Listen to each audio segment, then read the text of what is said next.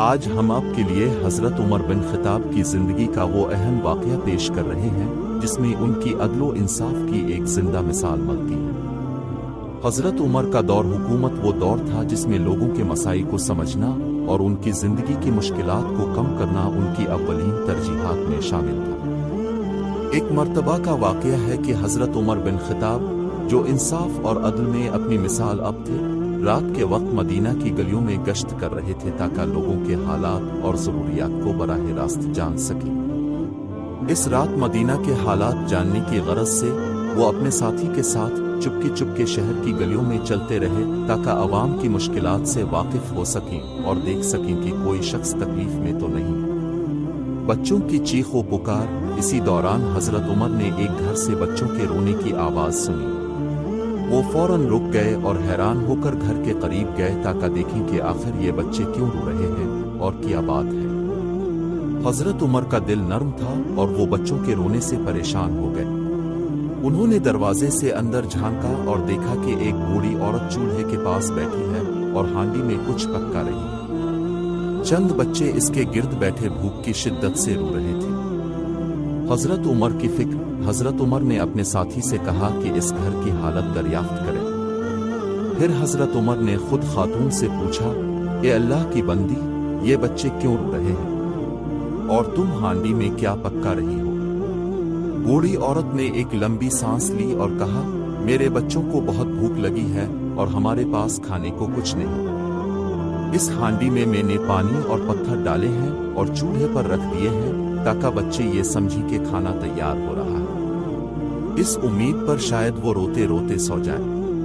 یہ سن کر حضرت عمر کا دل دکھ سے بھر گیا اور انہوں نے فوراً کچھ کرنے کا ارادہ کیا۔ حضرت عمر کا بیت المال جانا اور سامان کا انتظام کرنا۔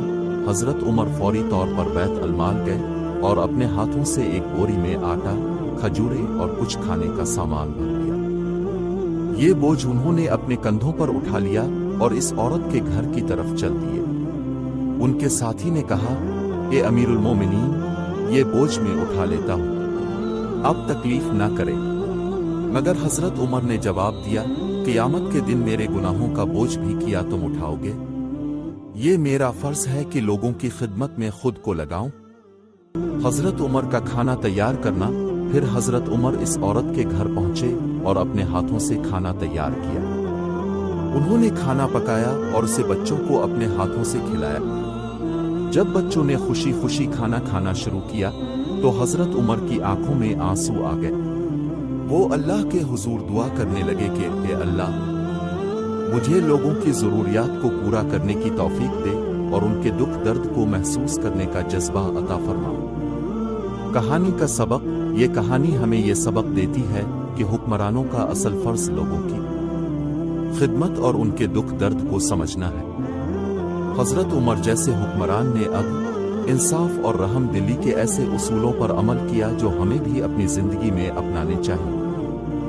ہر شخص کو اپنی ذمہ داری کے حوالے سے حساس ہونا چاہیے اور عدل و انصاف کو مد نظر رکھتے ہوئے لوگوں کے لیے آسانی پیدا کرنی چاہیے۔ یہ کہانی ہمیں یہ بھی سبق دیتی ہے کہ جلد بازی اور بغیر سوچے سمجھے کیے گئے فیصلے ہمیشہ نقصان کا باعث بنتے۔ اختتامیہ، اللہ ہمیں اس عظیم صحابی حضرت عمر بن خطاب کے نقش قدم پر چلنے کی توفیق عطا فرمائے اور ہمیں اپنے ارد گرد کے لوگوں کے دکھ درد کو محسوس کرنے کی ہمت عطا فرمائے۔ یہ کہانی ایک یاد دہانی ہے کہ عدل اور انصاف کے تقاضے کبھی غفلت برداشت نہیں کرتے اور یہ کہ انسان کی حقیقی عظمت اس کے کردار میں پوشیدہ ہے۔